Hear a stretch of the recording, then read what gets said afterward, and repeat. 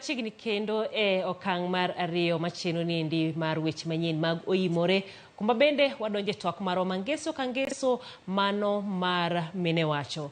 Chakre odiechieng' makiny igeno chakruok koth mapek mar El Nino pacho kae. Kodh El Nino biro tok kind higni 3 nyaka 5 ka koro obiro mar 3 tok mano ma higa 1997 manokelo masira mathoth kod mano ma higa 2006. Bad migawo makoro kor lwasi olando koth mapek mabiro gi pi oula sienyruok lowo e kind midhiero mamoko. Dweni te bende wasemenyo kaka piny owacho kod counties oselando chenro magiketo ne ikruok ne kodhni. Nyaka sani piny owacho oseketo bilion 10 ne midhiero no, ka bende osemeny gwenge maromo 403 ma El Nino nyalo rocho chenro ma bende biro hinyo ji maromo 20,000. Penjo maduong' en ni bende ikruok ni oromo, to ting' mari kaka japiny en mane? Mine wacho watwa kod jalony e weche mag alwora Flora Akinyi ka entiere e kaunti ma Homa Bay. Flora, Oimore idhi nade?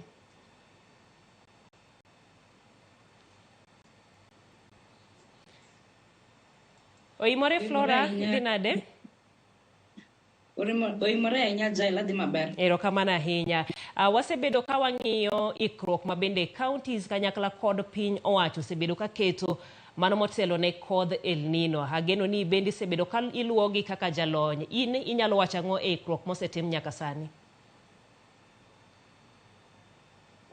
Erokamano Jail, anyalo wacho ni sirikal mamalo kod sirikal mapiny ma wawacho ni counties aparo ni oseikore koth mar El Nino mabiro ne. Ikruogego mana kaka achiel kuom jogo ma bende tiyo e kaunti mano ma Homa Bay, sami wacho ni giseikore maber. Inyalo wacho ni ang'o gini ma bende gisetimo maber miwacho ni mendi en ikruok makare?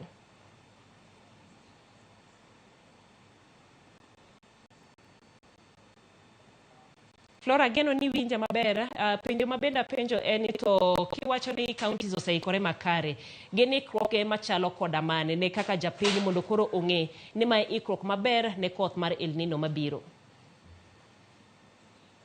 Erokamano Jail, ka wang'iyo counties through mbui ma gisebedo ka waneno, wayudo ni kachiwo example mar county ma Homa Bay, aneno ka Honorable Gladys Wanga oseikore by keto infrastructure mare maber, to aneno ka jopiny be osekon ni koth mar El Nino biro, to kodhni ka biro kamae kaka onego bed ni watimo.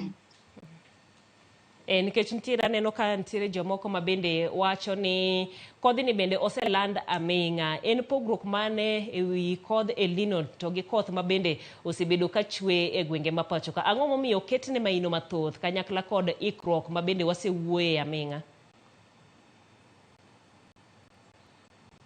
Kodh El Nino en koth machwe aming'a, en koth ma en gi berne to en gi rachne. Nikech gimoro amora man gi ber nyaka bed gi rach. Mokwongo agombo ni ji ong'e ni koth mar El Nino ni nigi ber mopogore opogore, to kendo en gi rach ma opogore opogore. To sirikal ng'iyo rach mar koth mar El Nino madhi biro, nikech mano ema dhi affect jopiny kabisa.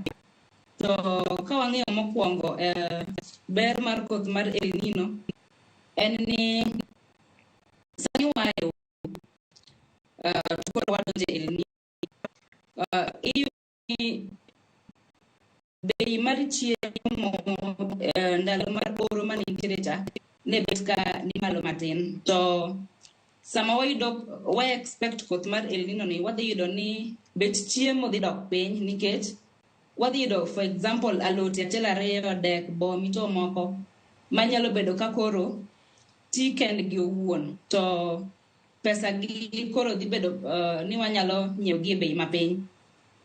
Mar ariyo, wayudo ni koth mar El Nino dhi duoko goruok 1-2 kuom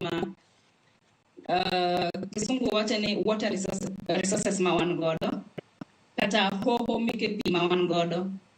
Iyudo ni ndalo oro ji mang'eny ringo dhi e hoho achiel ni ma nikech mae ma koro pi nitiere. To sama wan gi koth mar El Nino to wayudo ni hoho ni koro nigi pi mang'eny ma gorruok mabedo sama oro nitiere cha odok piny. Wayudo ni kendo distance mabedo traveled gi minewa kata mana bebniwa sama gidhi kata mana miyo dhok chiemo kata manyo ne dhok chiemo is reduced nikech koro sama lum ti gigi wanyalo yudo machiegni. Ok ochuno ni jogi nyaka dhi mabor mondo yud chiemo mar jamni ma wan godo. Wayudo ni ber kendo mar koth mar El Nino en ni wayudo ni low kachiwo example mar iyudo ni yiende sani tuo nikech oro mane nitiere chon. To ka wan gi koth mar El Nino ni sama omedo chwe wayudo ka yiende koro timore nade kata vegetation manitiere timore nade medo grow to at the end of the day wayudo chiemo achiel ariyo. To wayudo ni koth mar El Nino be nigi richo mare ni ema sirikal osebedo ka dwaro mondo kik hiny jopiny. Giketo ikruok ne. Flora, gima nyalo penji. Koth mar El Nino. Gima nyalo penji ma bende isewacho kanyiro bel ma koth ma El Nino kelo. Japiny biro bedo ka bende openjore ni to ere kaka onyalo tiyo maber gi kodhni nikech kaka iwache en koth mabiro mapek, entiere kod oula, okelo kanyiro sienyruok mar lowo. Waneno midhiero mathoth ma bende odhi kelo. Isewacho moko kuom berne. Ere kaka japiny nyalo tiyo gi kindeni? Be onyalo puro? Be onyalo chiko pi? Ang'o monyalo bedo notimo?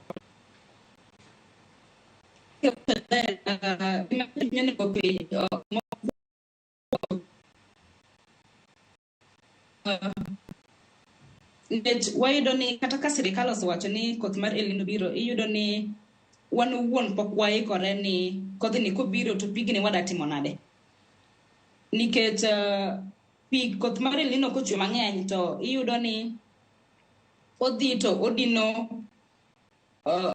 hoho mantiere kanyo nikech hohni ma wantiere godo thany.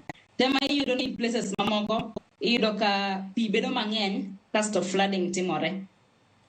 Gima japiny onego tim sani nikech koro osekonwa ni koth mar El Nino biro, mokwongo ka intiere but kuonde ma are prone to floods, onego bed ni wa move to higher grounds ma local authorities ma wan godo e piny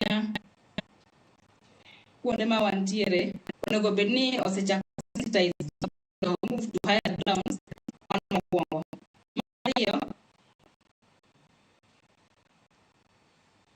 Flora, mar ariyo ing'e ni sama koth mar El Nino biro to wan gi health risks ma kodhni biro godo. Inyalo yudo ni kuonde mamoko ji onge chope to sama koth mar El Nino chwe to minyaga te dhi e hohoni ma wantiere godo. Gima onego timre en ni Ministry of Health onego bed ni sani koro dhi kore ni nikech most of the diseases madhi biro e osiptende, jok matuo madhi biro e osiptende, most of the diseases dhi yudo ni gin waterborne diseases. Koro sensitization nyaka tim. To sama sensitization ni itimo, kata kembni machiwo pi e counties, water service providers machiwo pi e counties, onego bed ni koro githiedho pi maber. For example, ka giketo yath kiwango marom to koro onego bed ni gimedo nikech koro gima wan godo dhi bedo ni nigi richo mang'eny kaluwore gi koth mar El Nino madhi biro. Nikech gimoro amora marach mantiere oko dhi kawo to donje e hohoni ma wantiere godo. Koro ng'ato nyalo ng'e nade ni koro ntiere kaka sani en wach ma imagine sani antiere kamarach mano kaluwore kod gwenge mopogore ahinya gwenge ma kaluo waneno ka en weche mag flooding kata weche ma koro pi oula bende koro kalo kod ji. Wang' arit mondo ane pi ni kosechopo ira koso nitiere ranyisi moko ma bende biro? Nitiere ranyisi mabiro. Asewacho ni local administrators ma wan godo kata mana migao mar Kenya Red Cross, migao mar Kenya Meteorological Department osewacho ni